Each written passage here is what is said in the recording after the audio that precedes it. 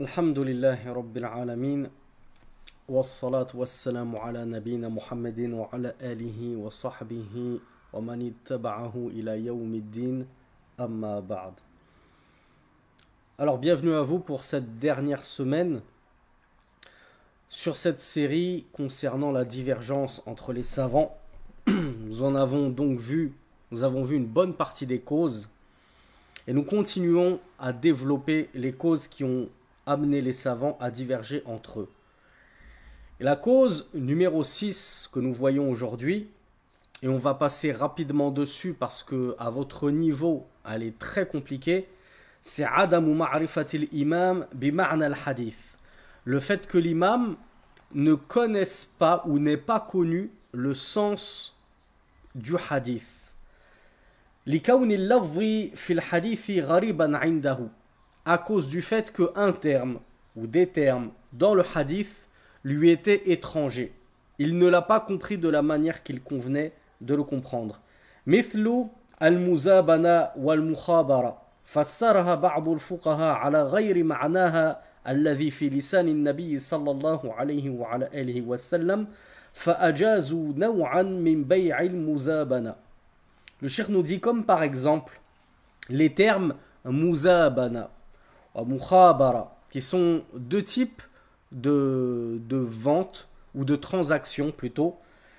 Et à cause de cette incompréhension du terme dans le hadith, eh bien certains savants ont contredit justement le hadith, ont contredit en l'occurrence l'interdiction. Al-muzabana, pour résumer, c'est le fait que par exemple on vende des dattes fraîches encore sur leur palmier contre des dattes sèches qu'on a déjà cueillies et recueillies.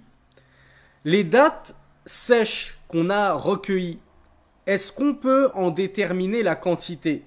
Et si oui, comment? Comment est-ce qu'on fait pour déterminer une quantité de dattes? Alors Nassim nous dit en les pesant. Alors ça c'est à notre époque, mais bravo Ayman, en réalité c'est avec Al-Kail. D'où la zakatul fitr qui se sort justement en sa', en moud, qui est une mesure de kail, c'est-à-dire en volume. Donc les dattes sèches que j'ai à ma disposition, je ne vais pas dire j'ai 3 kilos. Je vais plutôt dire j'ai par exemple un sa'. Un sa', on a vu, c'est 4 fois ce que peuvent contenir mes deux mains jointes en termes de volume de dattes. Donc, on voit que les dattes sèches que j'ai à ma disposition, je peux les peser je peux les mesurer avec exactitude.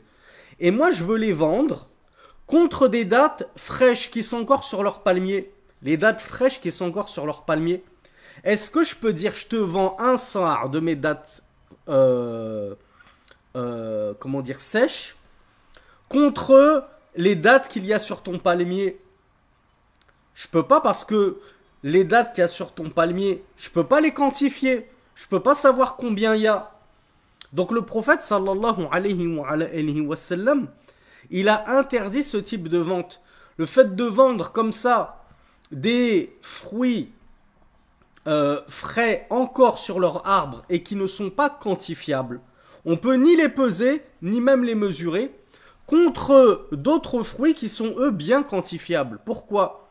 Parce que va rentrer dans ce type de vente al-gharar ou al-jahl, l'ignorance et la tromperie. Donc on ignore pour combien réellement de mesures je suis en train d'acheter ce que j'aimerais acheter. Et donc, soit je suis perdant, soit je suis gagnant, parce qu'on est, entre guillemets, excusez-moi l'expression, dans une partie de poker. Je suis en train de te vendre quelque chose de bien quantifié contre quelque chose qui n'est pas quantifiable. Et ça, c'est une règle que vous retrouverez quand vous étudierez plus tard, Inch'Allah, les transactions dans le fiqh, dans la jurisprudence. C'est qu'à partir du moment où il y a de l'indéfini, de l'inconnu, eh bien, la vente n'est pas permise, elle est incorrecte. Al-Mukhabara, c'est le fait que un propriétaire de terre ou d'un terrain cultivable va, euh, va louer son terrain à un agriculteur qui travaillerait la terre justement en échange d'une partie de la culture qu'il aura comment dire, semé, cultivé. Or, encore une fois, on a une inconnue. Moi, je sais pas combien je vais réussir à faire pousser de carottes sur ce champ-là. Je sais pas s'il va pas y avoir une année de disette, de sécheresse qui va tout gâcher, etc. Donc là, je suis en train de te louer quelque chose, en l'occurrence une terre, contre une hypothétique récolte. Bon, je ne sais même pas combien je vais récolter. Si je te dis je te l'échange, je te loue ma terre contre 10% de tes récoltes. Ben, encore une fois, partie de poker, excusez-moi l'expression. Parce que si le fermier, l'agriculteur, il a réussi à bien cultiver la terre et qu'il fait une récolte énorme, ben 10% ça va déjà être assez conséquent. Et s'il ne récolte quasiment rien du tout, eh bien tu auras 10% de rien du tout, c'est-à-dire rien du tout. Donc dans un cas tu es gagnant, dans un cas tu es perdant. Encore une fois, dès qu'il y a ce système d'inconnu, eh bien c'est interdit. Voilà pourquoi ça répond à la question qu'on nous pose souvent. Pourquoi les mutuelles c'est interdit? Pourquoi les assurances c'est interdit? Ben parce que toi, tes cotisations, c'est une fois sur deux ou c'est tout le temps? Tout le temps, tous les mois tu cotises. Chaque année tu payes à l'année si tu préfères payer à l'année. Mais chaque année tu payes. Or, durant cette année-là, il ne t'est rien arrivé comme pépin. T'as pas eu besoin d'aller chez l'ophtalmo, chez le dentiste, t'as pas eu d'accident de voiture, t'as pas eu de dégâts des eaux chez toi, etc. Donc en gros, cette année, t'as cotisé pour rien du tout. Et l'année suivante, alors que ça faisait que 2 ans que tu cotisais, au total, t'as jeté 500 euros d'assurance, habitation, voiture, etc. T'as un énorme accident et ton assurance va te rembourser la totalité de ta voiture qui coûtait par exemple 30 000 euros. Ben toi, pour les 500 euros que tu auras entre guillemets mis dans cette assurance, tu vas récolter au bout de 2 ans 30 000 euros de dommages et intérêts. Donc là, tu es ultra gagnant. Et prenez l'exemple d'une autre personne. Pendant 30 ans, elle cotise. Et pendant 30 ans, elle n'a jamais fait d'accident. Parce que c'est une personne très prudente, etc. Ben elle aura jeté peut-être 5 000, 6 000, 7 000 euros dans des assurances. Pour qu'au final, voilà, elle meurt sans jamais avoir récolté quoi que ce soit de son assurance. Donc dès qu'il s'agit de loterie, de hasard, de qui tout double, je perds ou je gagne, ça en islam c'est interdit. Donc on en revient à nos propos de Cheikh Sulaiman Hafidhahullah. À cause de certains termes qui n'étaient pas compris de certains savants, alors qu'ils avaient une définition bien spécifique dans le langage du prophète sallallahu alayhi wa sallam, eh bien ils sont passés à côté de l'opinion correcte et ils ont émis un jugement qui a été faussé parce qu'ils ne connaissaient pas et ne comprenaient pas ce terme et ils ont fait avec ce qu'ils savaient de définition de ce terme dans la langue arabe ou l'une des définitions, mais ce n'était pas celle qui était voulue par le prophète sallallahu alayhi wa sallam. Voilà pourquoi certains savants ont autorisé certains types de vente muzabana, donc le fait de vendre des fruits encore sur leur palmier, encore sur l'arbre, contre des fruits déjà récoltés. Par exemple, nous dit le cheikh Sulaiman Hafidhahullah. Et le cheikh nous dit le sens d'al-muzabana pour lequel ont opté certains de ces savants qui ont permis certains types de ces ventes-là, ils l'ont compris d'une façon qui n'était pas la façon comprise à l'époque à Médine, par les Médinois. Là, en fait, c'est peut-être que certains d'entre vous qui étaient présents lors de notre série sur le mariage, est-ce que ça vous fait penser à un cas de figure qu'on a évoqué? Le fait qu'un terme, il désigne quelque chose, et moi en tant que dans ta culture à toi, et tu vas m'interroger là-dessus, moi en tant que moufti, et je vais te faire une fatwa par rapport à ce que moi je connais du terme. Parce que moi, le terme, il veut pas dire la même chose que toi. Alors, bravo Eren qui était là parmi nous, bravo Roney également. C'était sur la khitba.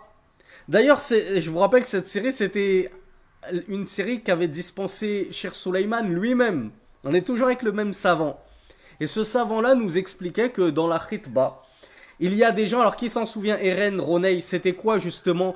On va dire que chez nous, la khitba, en France, en Belgique, hein, les communautés maghrébines, africaines, la majorité des musulmans, chez nous, la khitba, c'est les fiançailles, entre guillemets. J'ai demandé la main de la fille, donc on est soi-disant fiancés, on est promis l'un à l'autre, mais il n'y a pas encore eu une mariage.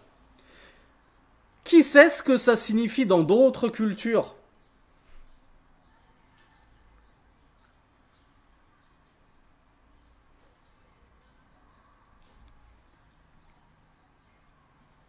Alors il y a Roney qui chauffe, mais j'ai l'impression que personne ne m'a apporté exactement ce qu'on avait vu dans ce cours-là.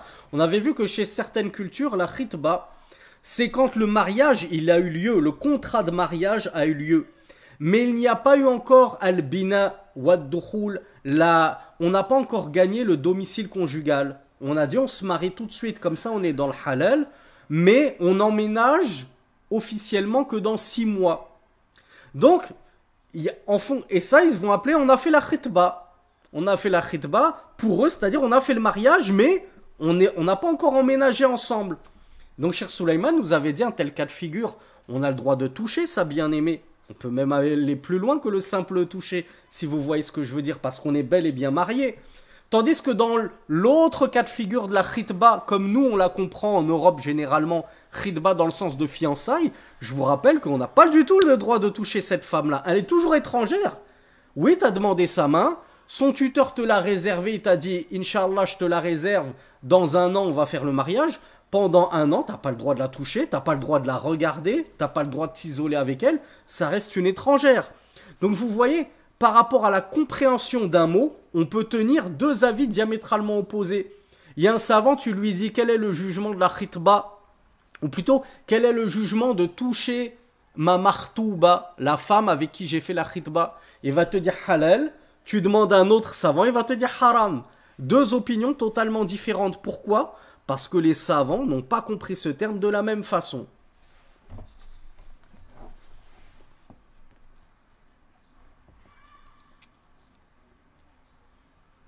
Alors, 7e cause. Et cette cause, elle est très intéressante, vous allez voir. أن يعتقد العالم ألا دلالة في الحديث على المسألة للاختلاف في القاعدة الأصولية. Et je crois on l'a un petit peu abordé la semaine dernière. La 7e cause, c'est le fait que 2 savants vont diverger parce que l'un voit que il convient d'appliquer la règle de usul fiqh dans ce texte-là, en l'occurrence ce hadith, et d'autres voient que ce hadith n'indique pas du tout ce que le premier savant voyait qu'il indiquait. Le deuxième va dire non, ça n'indique pas du tout cela. Il y a nulle nécessité de mettre en pratique cette règle de usul fiqh que tu as mise en pratique, comme par exemple la fameuse règle al-amrul mutlaq yadullu ala al-wujub. L'obligation absolue connote et implique l'ordonnance, qu'est-ce que je viens de dire? L'ordre absolu implique l'obligation.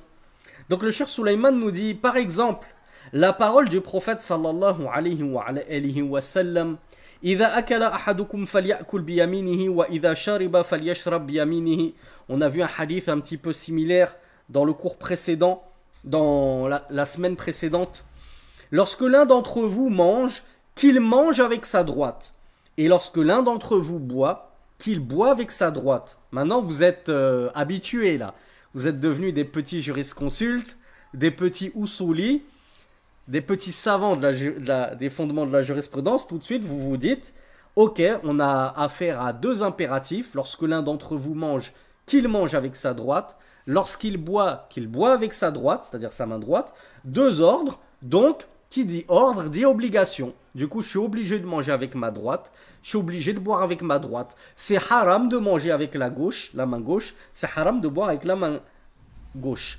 Ça, c'est si on met en pratique cette règle de usul fiqh que nous avons étudiée justement. Donc le cheikh nous dit فذهب جمهور العلماء الفقهاء في المذاهب الأربعة إلى أن الأكل باليمين مستحب وليس واجبا. Ah, petit problème. Cheikh nous dit mais la majorité des savants ont considéré que manger et boire avec la main droite était recommandé et pas obligatoire.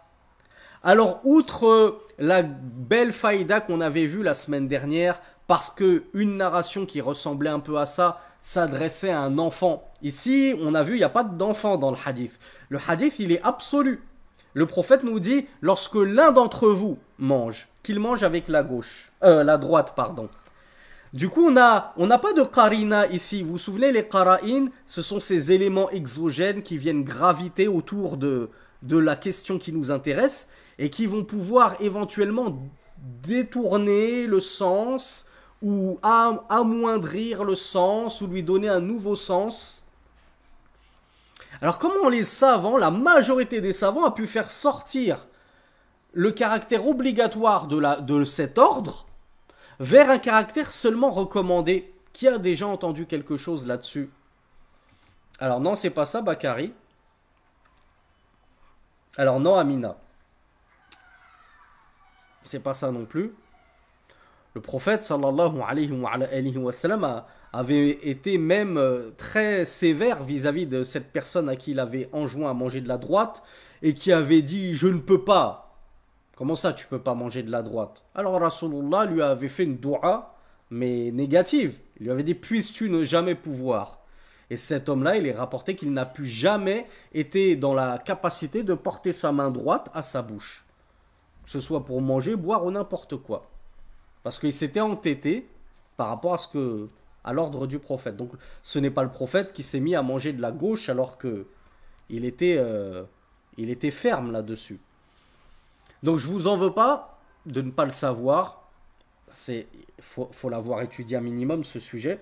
Le cheikh nous dit لأن القاعدة الغالبة عندهم أن ما كان من الآداب فهو للاستحباب. Peut-être que vous l'avez déjà entendu cette règle mais que vous l'avez oubliée. C'est que la règle générale chez les fuqaha, les jurisconsultes, c'est que lorsqu'il s'agit des adab, qui sait ce que c'est qu'al adab, ou plutôt qui ne sait pas ce que c'est qu'al adab, on a donné toute une série sur al adab de Cheikh Ibn Baz. J'ai donné toute une playlist de cours que j'avais fait à l'époque où j'étais en France sur les adab de l'imam Ibn Abdil Bar, les bonnes mœurs, les bons comportements, les bonnes manières, tout ça. Cheikh Suleiman nous apprend que la majorité des savants considèrent que dès que un ordre touche au domaine des adab, au domaine des bons comportements, des bonnes mœurs, des bonnes attitudes, alors cet ordre-là, immédiatement et automatiquement, il est détourné du caractère obligatoire vers le caractère recommandé. Donc pour eux, attention, il faut regarder quel est le thème du hadith. Est-ce que le hadith, il touche à la aqidah, il touche au fiqh de la prière, de la zakat, ou il touche au bon comportement, au civisme, au savoir-vivre, etc. Si c'est ce dernier thème-là, alors on dit l'ordre ne connote plus l'obligation, il connote la recommandation, sauf qu'à contraire. Tandis que oui, dans la aqidah, dans le fiqh, etc., de manière générale, ordre égale obligation, sauf qu'à contraire. Donc voilà l'avis général des savants et pourquoi ils ont justement pris ces ordres-là, ils les ont compris ces ordres-là dans ce hadith de manger avec la droite et boire avec la droite, sous l'aspect seulement recommandé et non pas obligatoire. Le cheikh nous dit donc ça je l'ai lu. فيقولون هذا أدب والأمر في الآداب للاستحباب يقولون لأن مصلحته تعود للإنسان نفسه. Quand moi je mange avec ma main droite et je bois avec ma main droite, le bénéfice il revient à qui? À moi, mon voisin il me revient à moi-même. Donc les savants disent, à partir du moment où dans ces règles de bienséance, de savoir-vivre, etc., tu es en train de bénéficier à ta propre personne, parce que voilà, à l'époque, hein, vous savez comment se faisait le al-istinja, ou al-istijmar, le fait de se laver après être allé à la selle. L'eau, elle n'était pas très courante. On utilisait parfois des pierres et on utilisait toujours la main gauche pour ces choses-là. Donc on se nettoyait avec la main gauche. Et ensuite, avec sa main gauche, tu vas tremper ta main dans le plat alors que tu t'es essuyé avec des pierres juste avant. Donc toutes ces choses-là, donc on dit c'est mieux d'utiliser ta droite. Et de toute façon, c'est toi qui es gagnant à suivre la sunna sur cet aspect-là. Donc eux, ils n'ont pas considéré que c'était un ordre, une obligation. Parce que c'est toi le bénéficiaire. C'est toi le seul bénéficiaire. On pourrait leur objecter à ces savants-là que c'est faux parce qu'il y a également d'autres bénéficiaires lorsque l'on mange en commun et que l'on boit en commun. Et c'est même une sunna de manger en commun, de partager le même plat, ne serait-ce qu'au sein de la même famille, comme on l'a déjà dit souvent. C'est pas chacun sa petite assiette et ses couverts, chacun sa fourchette, chacun son couteau, chacun sa petite serviette qu'on met autour du cou. Non, on a un plat commun et tout le monde vient y tremper sa main. Ben, n'est-il pas que si vous voyez une personne qui va tremper sa main gauche dans le plat, vous allez vous dire waouh, il est allé aux toilettes juste avant, je sais pas ce qu'il a nettoyé avec sa main gauche, mais moi ça m'a coupé l'appétit. Donc en réalité, le fait de manger avec la droite et boire avec la droite, ben la maslaha, elle peut revenir à toi bien entendu et aussi à tous ceux qui t'entourent et qui vont être bien contents de ne pas te voir plonger ta gauche dans le plat principal. Le Cheikh Suleiman nous dit وَذَهَبَ بَعْضُ أَهْلِ الْعِلْمِ إِلَى أَنَّ الْأَكْلَ بِالْيَمِينِ واجب. Mais bien entendu, il y a des savants qui ont considéré que manger avec la droite, c'était obligatoire. لِأَنَّ الْأَصْلَ فِي الْأَمْرِ الْمُطْلَقَ الْوُجُوبِ. Parce que la base, lorsqu'un ordre est absolu, comme c'est le cas ici, c'est qu'il connote et il implique une obligation. Que ce soit dans les adab ou pas dans les adab, dans n'importe quel thème. C'est la règle de base. Nous, on ne la restreint pas au adab en disant lorsque l'ordre dans les bons comportements est employé, ça indique la recommandation. Il y a cette minorité de savants qui ont dit lorsque l'ordre est employé, il indique l'obligation, peu importe dans quel thème et dans quel contexte il a été employé. Sauf exception à la règle. Sauf lorsqu'il y a des qara'in, des événements qui vont venir nous dire ah attention, il faut méditer sur cet aspect-là et cet aspect-là qui fait que on comprend que c'était pas une obligation, c'était une recommandation. Le cheikh poursuit et nous dit walam takhussal adillatul adab min ghayriha. Il n'y a aucune preuve, aucun dalil qui est venu spécifier, que ce soit dans le Coran et la Sunna, que lorsque l'ordre il est employé dans les adab, alors faut pas le comprendre sous son aspect obligation, mais uniquement sous son aspect recommandation. Le cheikh nous dit, il n'y a rien qui est venu poser ce fondement-là, cette loi-là. D'où vous sortez ça? Pourquoi vous avez restreint l'ordre, l'obligation, uniquement aux ordres qui ne concernent pas les adab? Et dès que ça concerne l'adab, c'est plus une obligation. Et le cheikh nous dit même, وَهَذَا هُوَ الرَّاجِحِ أَنَّ الْأَمْرَ إِذَا وَرَدَ فِي الْقُرْآنِ وَالسُّنَّةِ فَهُوَ لِلْوُجُوبِ مَا دَامَ مُطْلَقًا سواء في الآداب أو غير الآداب. Le cheikh nous dit, et c'est l'avis prépondérant, que l'ordre, tant qu'il est absolu, dans la sunna, dans le Coran, alors il implique l'obligation, peu importe que ce soit sur le sujet des bons comportements ou non. Fima yadharu li, de ce qu'il m'apparaît, nous dit le cheikh Suleiman, hafizahullah. Alors il y a Roney qui nous dit pourquoi les savants ont dit ça. Norman il nous dit ça vient d'où? C'est leur ijtihad. C'est leur ijtihad, c'est leur effort de réflexion. قال لأنه جاء في الحديث أن النبي صلى الله عليه وعلى آله وسلم قال إذا أكل أحدكم فليأكل بيمينه وإذا شرب فليشرب بيمينه فإن الشيطان يأكل بشماله ويشرب بشماله. Cheikh Suleiman nous dit deuxièmement, pour prouver ne serait-ce que sur cette question-là, que cet ordre-là, il est bien à comprendre sous son caractère obligatoire et non pas recommandé uniquement.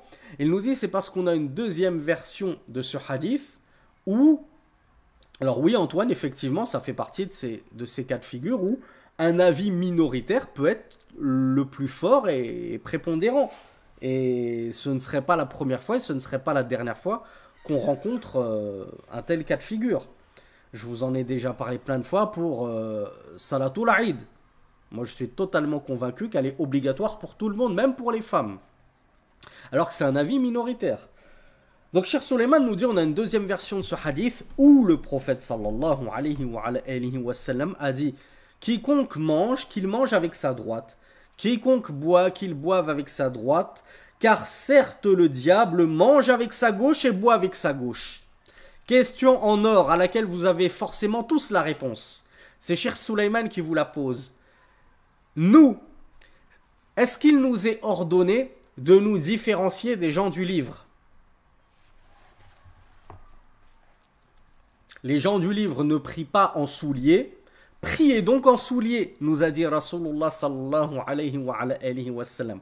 Voilà pourquoi on aura de cesse de nous étonner de voir des gens dehors poser un tapis par terre dans un parc et se déchausser pour ensuite, après la prière, remettre leurs chaussures. Subhanallah, le contraire même de la sunna. Donc s'il nous est ordonné, il nous a été ordonné de nous différencier des gens du livre. Que dites-vous de leur raïs, de leur président? Le président, le chef des koufars, c'est qui? Le chef des mécréants. Comment on appelle ça? Leur idole, hein, tout simplement. Ceux qu'ils ont tous suivis tête baissée, ben c'est Shaitan, justement, c'est le diable. Donc, on doit nous différencier des gens du livre, mais on ne devrait pas nous différencier de leur maître à penser et de leur chef absolu, le diable lui-même. Donc, il convient également de nous différencier du diable. Qui a un exemple, encore une fois, avec les chaussures?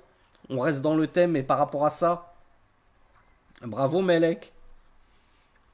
On a aussi une interdiction parce qu'on doit se différencier du diable.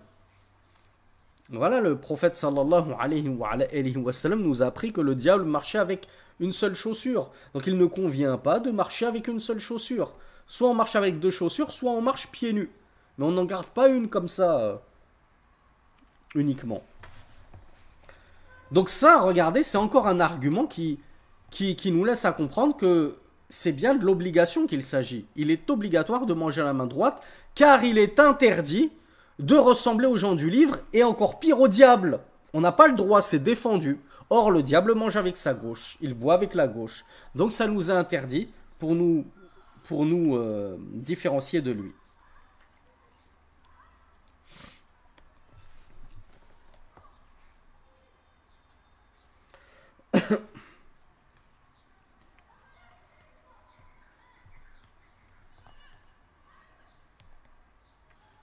Donc le shirk quand même, regardez, de trouver des excuses à la majorité des savants en disant la règle de usul fiqh, les fondements de la jurisprudence, chez cette majorité de savants, elle impliquait que l'ordre dans le domaine des bons comportements, des adab, il est à comprendre sous l'aspect recommandation et non pas sous l'aspect obligation.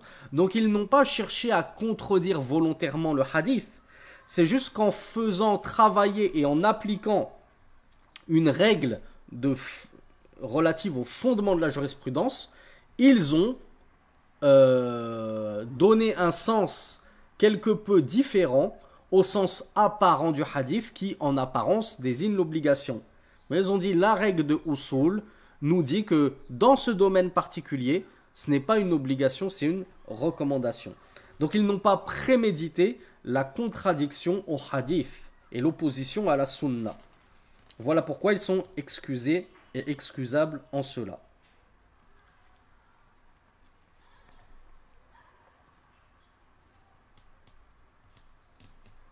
Même si cela est marjouh indana, nous dit le Cheikh Suleiman.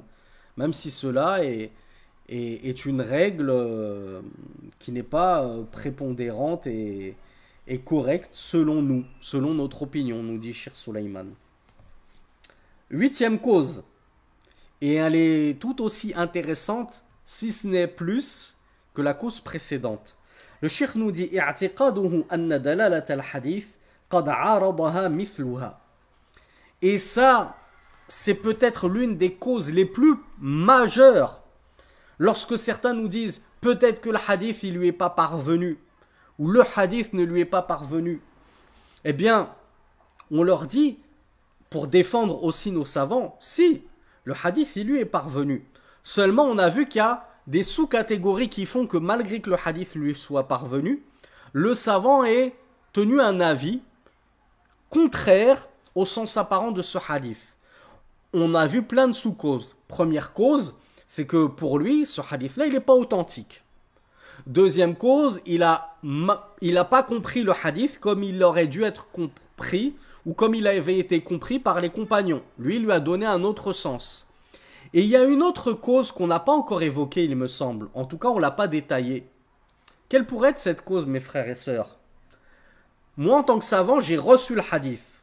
Seulement, moi, je l'ai contredit, entre guillemets. J'ai tenu un avis qui est contraire à ce à quoi appelle ce hadith en apparence. Quelle pourrait être cette cause que nous n'avons pas encore étudiée correctement?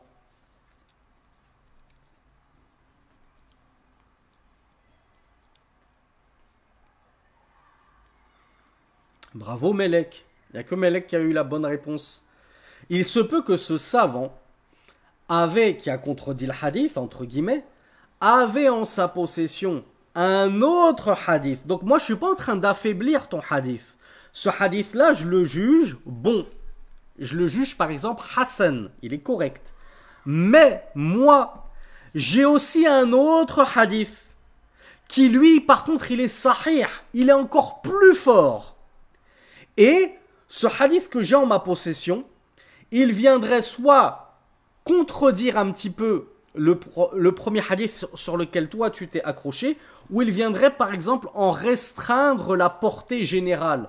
C'est un hadith qui est général, et moi j'ai un hadith qui est encore plus fort, et qui vient en restreindre, ou même d'ailleurs à la même force, même authenticité, mais il vient restreindre la portée générale du premier hadith. Tandis que toi, ce hadith restrictif et délimitant, toi, tu n'en avais même pas eu vent. Donc tu penses que c'est toi qui as la bonne réponse sur le sujet, qui a raison, alors qu'en fait c'est moi qui avais la bonne réponse. Parce que moi j'avais tous les hadiths en ma possession sur le sujet. Et j'ai compris que le hadith numéro 2, il venait restreindre la portée générale du hadith numéro 1. Donc le cheikh nous dit, huitième cause, c'est le fait que le savant considère que le hadith, il a été, contredit entre guillemets, ou il est en opposition avec un autre hadith semblable à lui, voire plus fort encore. كأن يأتي نص عام فيعتقد العالم أن هناك خاصا قد عارضه. Comme par exemple le fait qu'on soit en présence d'un hadith ou d'un texte, parce que ça peut même marcher avec le Coran. On a un texte général, mais le savant considère qu'on a un autre texte qui vient restreindre la portée générale de ce texte et en délimiter la portée et l'étendue. Le cheikh nous cite un exemple pertinent. Il nous dit c'est la parole du messager d'Allah sallallahu alayhi wa sallam. Alors, avant, je vous pose la question, juste comme ça par simple curiosité. Notamment les frères, mais ça vaut aussi pour les sœurs. Lorsque vous rentrez à la mosquée, juste avant l'adhan du Maghrib, est-ce que vous priez Tahiyatul Masjid ou vous priez pas Tahiyatul Masjid? Alors, Ronay est un faux Hanafite. En réalité, il n'y a que l'imam Shafi'i qui voit qu'on prie. Les autres savants, Malik, Abu Hanifa, Ahmed, voient qu'on ne prie pas, on s'assoit. Pourquoi? Parce que, comme vous le savez, après la prière du Asr jusqu'au Maghrib, jusqu'au coucher du soleil, il n'est pas permis de prier une prière surérogatoire.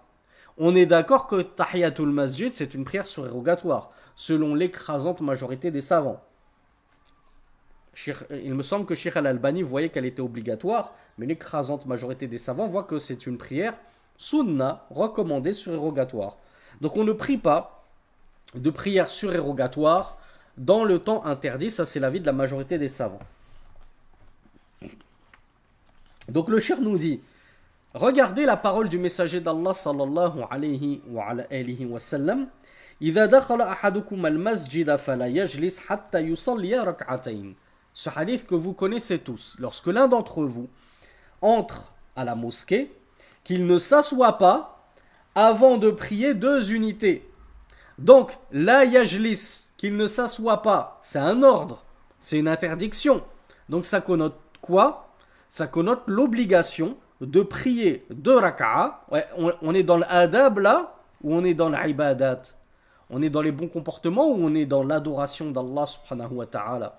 On est en plein dans l'ibada. Donc on a notre règle, interdiction. L'interdiction c'est le contraire de l'ordre, donc c'est un ordre du contraire. Donc interdiction égale obligation. Donc je suis dans l'obligation de prier 2 raka'a lorsque je rentre à la mosquée. Ça c'est l'avis de Cheikh Al-Albani rahimahullah. C'est une obligation. Comme on a vu, la majorité des savants n'ont pas compris ainsi. Ce qui nous intéresse ici, c'est pas est-ce que c'est obligatoire ou recommandé. On n'est pas du tout dans ce cas de figure. On est dans le cas de figure, est-ce que je peux le faire ou non à n'importe quel moment. Le hadith ici, est-ce qu'il est général? On ne parle pas en termes d'ordre, mais on parle en termes de situation. Le prophète sallallahu alayhi wa sallam nous dit, lorsque l'un d'entre vous entre à la mosquée, est-ce qu'il a spécifié un moment, une situation? Non. Peu importe quand tu rentres à la mosquée, matin, midi et soir. On est d'accord. Donc le cheikh nous dit هذا عام في الزمان. Ce hadith-là, il est clairement général en termes de temps. فيشمل كل زمان. Donc il va englober et il va concerner tout temps. Les temps dans lesquels on a le droit de prier des surérogatoires et même les temps dans lesquels on n'a pas le droit normalement de prier des prières surérogatoires. فإذا دخلت المسجد قبل الظهر أو بعده أو بعد العصر أو بعد العشاء فقال بعض الفقهاء تحية المسجد مشروعة حتى في وقت النهي لهذا العموم. Donc si tu rentres à la mosquée, que ce soit 5 minutes avant le dhuhr, et vous savez que c'est un temps durant lequel normalement on n'a pas le droit de prier, entre 5 à 10 minutes avant le temps du dhuhr, on n'a pas le droit de prier jusqu'à ce que le soleil ait entamé sa descente vers l'ouest, pardon. Ou bien que tu rentres avant ou après le asr, ou bien que tu rentres après la isha, ou avant le maghrib. N'importe lequel de ces temps, il est concerné par ce hadith. Donc certains savants ont dit, la prière de salutation à la mosquée sera mashrou'a, légiférée, et donc recommandée, en tout temps, à n'importe quel moment, peu importe quand tu rentreras dans la mosquée. Parce que le hadith, il est a'am, il est général. Or, d'autres savants les ont contredits sur cet avis-là. Et ils ont dit que la prière de salutation de la mosquée n'était pas mashrou'a durant les temps où il est interdit de prier surérogatoirement. Bal man dakhara fi waqti an-nahy yajlis wa la yusalli, plutôt celui qui rentre à la mosquée durant un temps où la prière surérogatoire n'est pas autorisée, alors qu'il s'assoit et qu'il ne prie pas. Et ça c'est l'avis de la majorité. قالوا لأن النبي صلى الله عليه وعلى آله وسلم نهى عن الصلاة في هذه الأوقات. Parce que le prophète sallallahu alayhi wa sallam a interdit de prier durant ces temps-là. وَهَذَا عَامٌ لِكُلِّ صَلَاةٍ إِلَّا مَا أُجْمِعَ عَلَيْهِ وَهُوَ الْفَرْض. Et lorsque le prophète sallallahu alayhi wa sallam a interdit de prier, par exemple, entre le asr et le maghrib, est-ce que cette interdiction de prier, elle est absolue en termes de prière, c'est-à-dire qu'elle concerne toutes les prières, ou bien il a interdit juste certaines prières? Le cheikh nous dit, non, Roney, c'est pas la bonne réponse. Le cheikh nous dit, c'est une c'est une interdiction absolue. Le prophète a interdit de prier entre l'Asr et le Maghrib.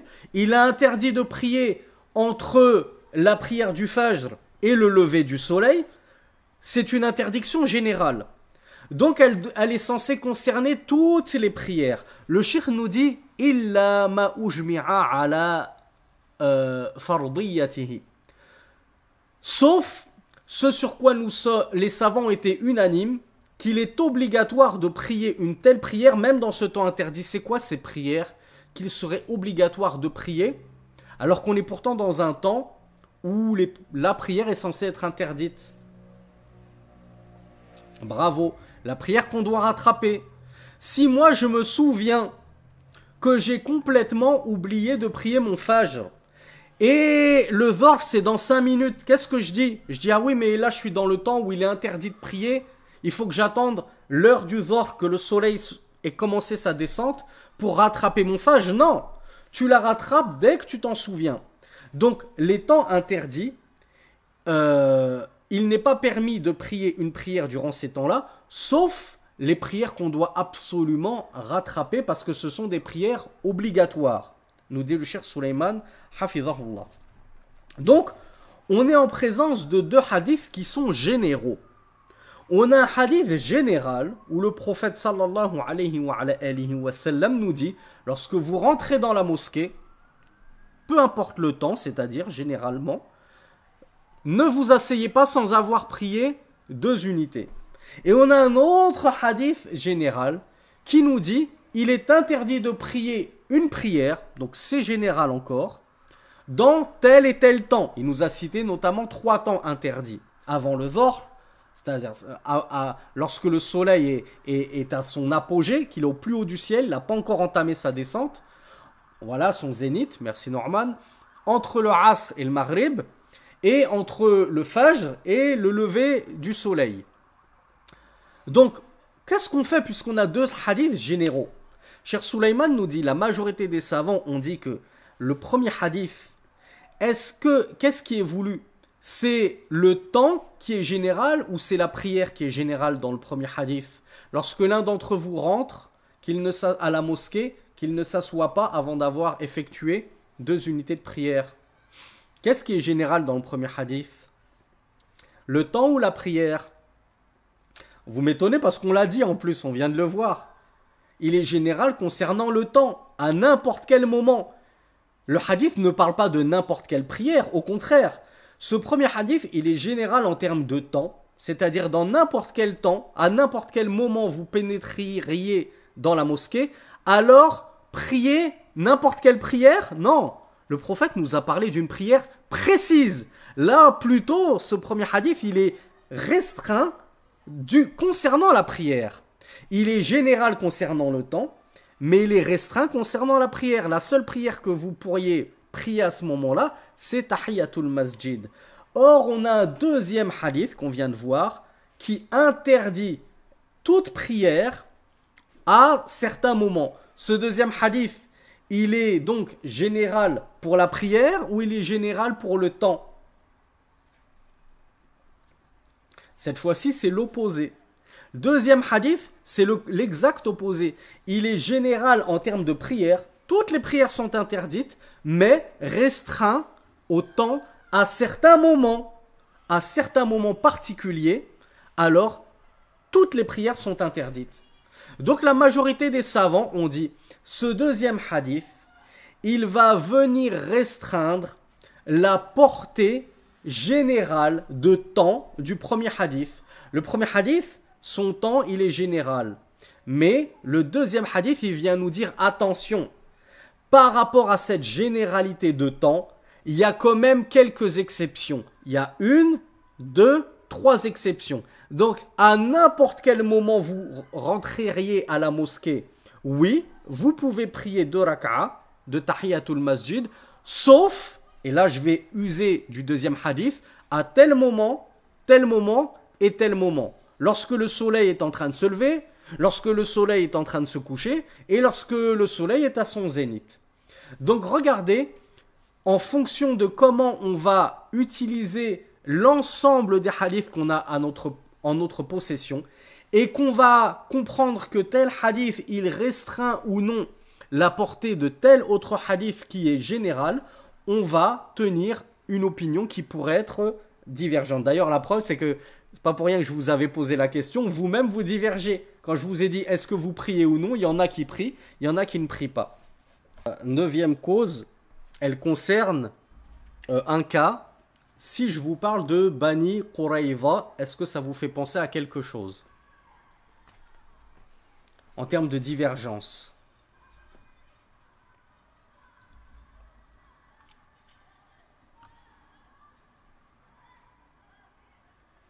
Alors ça n'évoque rien à personne.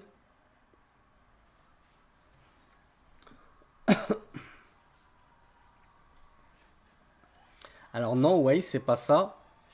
Si je vous parle de prière, est-ce que ça met sur la piste l'un d'entre vous?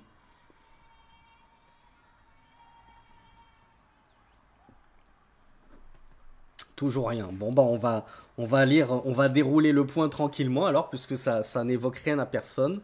Même si je suis sûr que vous allez finir par, que certains d'entre vous vont finir par retrouver la mémoire lorsqu'on va l'évoquer. Le cheikh nous dit la neuvième cause, c'est al-ikhtilafu fi maqsoudin nabi wa muradihi. On va diverger sur quel était le dessein du prophète sallallahu alayhi wa sallam, dessein D-E-2-S-E-I-N. Quel était ce qu'il voulait derrière cet ordre-là, cet interdit? Qu'est-ce qu'il avait en tête? Quelle était sa sagesse? Qu'est-ce qui était voulu?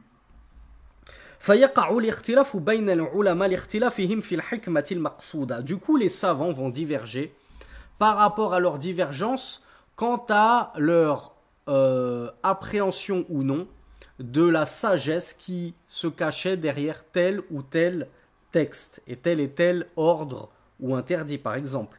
ومن ذلك ما يقع في زمن النبي صلى الله عليه وعلى آله وسلم أو ما وقع في زمن النبي صلى الله عليه وعلى آله وسلم حيث قال النبي صلى الله عليه وعلى آله وسلم لا يصلين أحد العصر إلا في بني قريظة. Donc on a un hadith qui est rapporté dans l'authentique de Bukhari numéro 946 et dans l'authentique de Muslim numéro 1770 où le prophète sallallahu alayhi wa sallam avait dit à ses compagnons qu'aucun d'entre vous ne prie le asr si ce n'est chez les Banu Qurayza. Banu Qurayza, c'était une tribu juive qu'avait combattu le prophète sallallahu alayhi wa sallam. Du coup, les compagnons se sont divisés en deux groupes quant à la compréhension de cette parole du prophète sallallahu alayhi wa sallam. Qu'est-ce qu'il a voulu? Qu'est-ce qui était réellement voulu par cette parole du messager d'Allah sallallahu alayhi wa sallam? Est-ce que ce qu'il voulait, c'était absolument qu'on ne prie pas le asr, si ce n'est après avoir atteint Banu Qurayza, quand bien même on atteindrait cette tribu-là, qu'après que le temps du asr se soit écoulé? Donc, tant pis pour le temps, la priorité c'est de prier le asr là-bas. Ce qui importe, c'est l'endroit. Et l'autre groupe des compagnons, ils ont dit non, ce qui était voulu par le prophète sallallahu alayhi wa sallam, c'était uniquement qu'on se hâte. C'est-à-dire qu'on ne prie pas le asr si ce n'est là-bas, de sorte que faut surtout pas rater le temps du asr. Mais donc, du coup, comme on doit le prier là-bas, il faut qu'on se dépêche. Mais, s'il arrive qu'on n'est pas arrivé assez tôt chez Banu Qurayza et que le temps du asr va bientôt nous échapper, alors tant pis, on priera en chemin. Parce que ce qui était voulu, c'était pas absolument qu'on prie là-bas, mais juste qu'on se dépêche. Il voulait nous hâter. Regardez comment deux compréhensions totalement opposées ont amené les compagnons eux-mêmes. Là, on n'est même plus dans la divergence des savants des quatre écoles, on parle des compagnons eux-mêmes, les meilleurs hommes après les prophètes et les messagers. Les compagnons eux-mêmes, certains ont prié en chemin parce qu'ils savaient qu'ils allaient rater la prière du asr s'ils ne priaient que chez Banu Qurayza. Et un autre groupe de compagnons n'a pas prié le asr en chemin et ils ont attendu d'arriver chez Banu Qurayza alors que l'heure du asr, ça y est, elle était terminée, le temps était écoulé, parce qu'ils avaient compris que ils avaient pris l'ordre du prophète sallallahu alayhi wa sallam selon son sens apparent. Ne priez pas qu'une fois là-bas. Donc on attend d'être là-bas pour prier. Le prophète sallallahu alayhi wa sallam, à qui a-t-il donné raison à votre avis?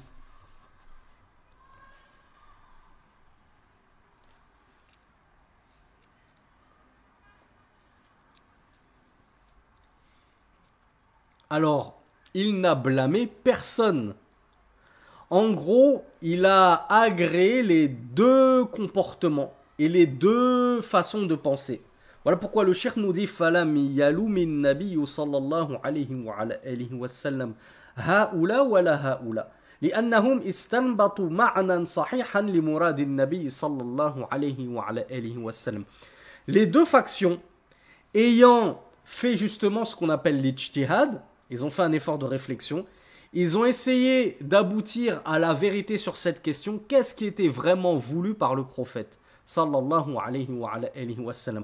Donc les deux factions ayant fait leur effort d'ijtihad, ils n'ont pas voulu sciemment contredire le prophète et lui désobéir en disant non, le prophète a dit qu'il fallait prier chez Banu Quraïza, mais on va rater le as, donc on va désobéir au prophète, on va le prier en chemin. Tant pis si on n'est pas encore arrivé.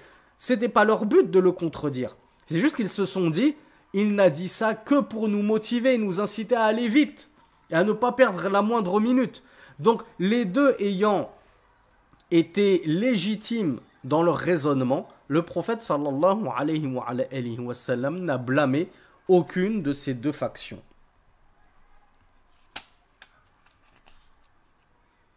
وكذلك اختلف الفقهاء في بعض صور الخطبة على الخطبة هل تدخل في نهي النبي صلى الله عليه وسلم أن يخطب الرجل على خطبة أخيه. On a un petit peu le même type d'analogie, même type d'exemple par rapport à la khitba. Décidément, on parle beaucoup de khitba dans ce cours.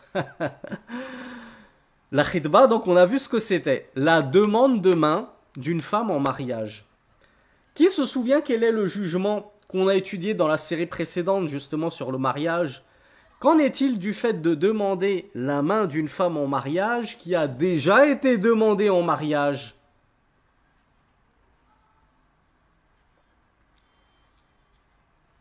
Alors on avait vu que de manière générale c'était interdit parce que justement le prophète sallallahu alayhi wa sallam l'avait interdit. Et bravo à Clara qui nous a apporté justement un avis dissident, un avis qui semble s'opposer à la parole claire du prophète sallallahu alayhi wa sallam que nous avions vu lors de ce cours-là et qui avait dit qu'aucun d'entre vous ne demande la main d'une femme en mariage alors qu'elle a déjà été demandée en mariage. Mais avec ce même texte, tout comme dans l'exemple précédent, on avait le même texte, qu'aucun d'entre vous ne prie le asr à Banu Quraïza. Un même texte, il peut être compris de deux façons différentes par les savants en fonction de la sagesse qu'il renferme. Qu'est-ce qui était voulu par le prophète? On revient à ce texte-là sur la khitba. Qu'est-ce qui a été voulu par le prophète sallallahu alayhi wa sallam? Est-ce que c'est l'interdiction absolue? À partir du moment où une femme a été demandée en mariage, on n'a pas à venir la demander en mariage. On doit attendre qu'elle se décide et qu'elle se marie ou qu'elle rejette la candidature de la personne. Et alors là, on viendra se présenter. Donc il y a des savants qui ont dit, on va comprendre cette chose de manière absolue. Comme les compagnons avaient compris l'interdiction de prier le asr, si ce n'est chez Banu Quraïza, de manière absolue. Donc les savants ici, concernant la khitba, on dit il est interdit, peu importe la raison, de demander une femme en mariage si déjà quelqu'un s'est positionné dessus et l'a demandé en mariage. Et d'autres savants, et c'est notamment l'école malikite, ils ont dit la sagesse en réalité derrière cette interdiction, c'est de ne pas amener à l'animosité entre les frères. On va avoir deux frères fillah, deux musulmans, qui vont demander la même femme en mariage. Vous pensez que ça ne va pas créer justement des dissensions, des différends entre les deux? Ils peuvent même en venir aux mains. Si la femme est la princesse charmante dont tout le monde rêve, bah, elles vont se battre pour elle, justement. Et l'autre, il va dire, mais j'étais là en premier. Et l'autre, il va dire, ouais, mais elle, c'est une perle, pourquoi moi, je la mérite plus que toi, etc. Donc ça pourrait créer vraiment de l'animosité entre les musulmans. Donc, les Malikites ont dit, en réalité, la hikmah, la sagesse derrière cette interdiction, c'est justement d'éviter tout conflit. Souvenez-vous, le tout début de notre cours, pour éviter tout conflit dans les transactions, on va interdire les transactions qui sont basées sur de l'inconnu. Ouais, mais moi, tantôt je perds, tantôt je gagne. C'est pas clair. Si c'est pas clair, transaction interdite.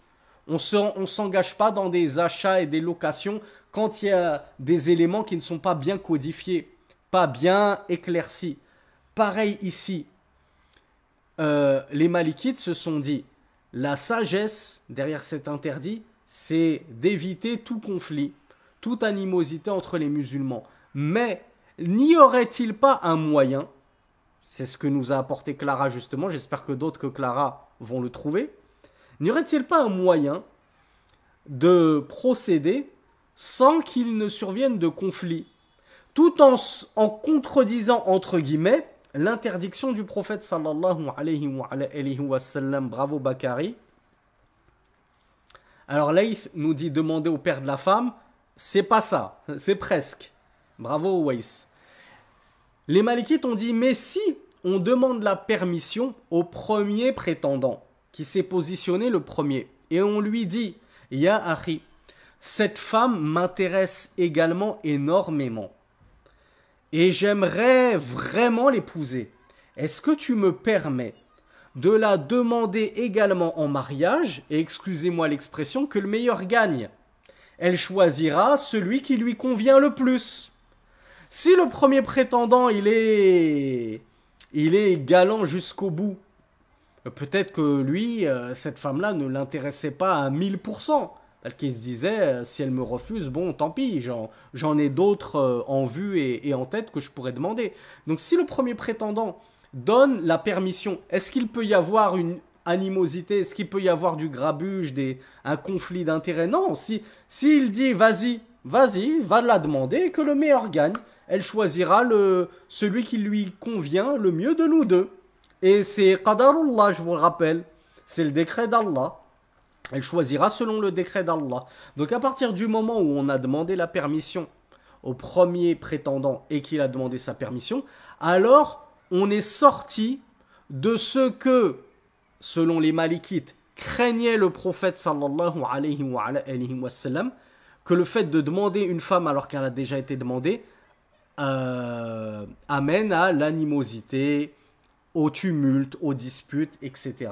Si cette cause est écartée, alors la sagesse du hadith est respectée, et donc les Malikites ont dit, il n'y a pas de mal, dans ce cas de figure, à demander la main d'une femme en mariage, alors qu'elle a déjà été demandée en mariage. Oui, mais le hadith pourtant, il est clair, il te dit que c'est interdit. Les Malikites vont dire oui, mais il l'a interdit, le prophète sallallahu alayhi wa sallam, pour une raison, pour une sagesse. Et nous, cette raison et cette sagesse, on estime que c'est cela, le fait d'éviter les conflits. Il y a d'autres savants qui vont dire, ben non, nous je suis désolé, on n'est pas d'accord avec vous. On n'estime pas que c'est ça la sagesse. On estime juste que c'est interdit parce que c'est interdit, c'est tout. Une femme qui a déjà été demandée, on attend son tour. Elle prend l'homme en mariage, tant mieux pour lui, et tant pis pour nous. Elle le rejette, elle lui dit finalement ta candidature ne m'intéresse plus, tant mieux pour nous et tant pis pour lui. Et nous, on viendra se présenter à ce moment-là. Donc vous voyez, 9e cause de divergence entre les savants. On a un même texte qui, tous les deux on l'accepte, ce texte-là. Tous les deux on le juge authentique. Mais moi, j'y ai vu une sagesse, j'y ai vu une raison que toi, tu n'as pas vue. Et en fonction de cette divergence dans la sagesse, dans la raison qui a poussé à tel ou tel ordre ou tel interdit, alors on peut potentiellement diverger. Donc on s'arrête là. Jazakumullahu khairan. Subhanakallahumma wa bihamdik. Ashhadu an la ilaha illa ant, astaghfiruka wa atubu ilayk. Je vous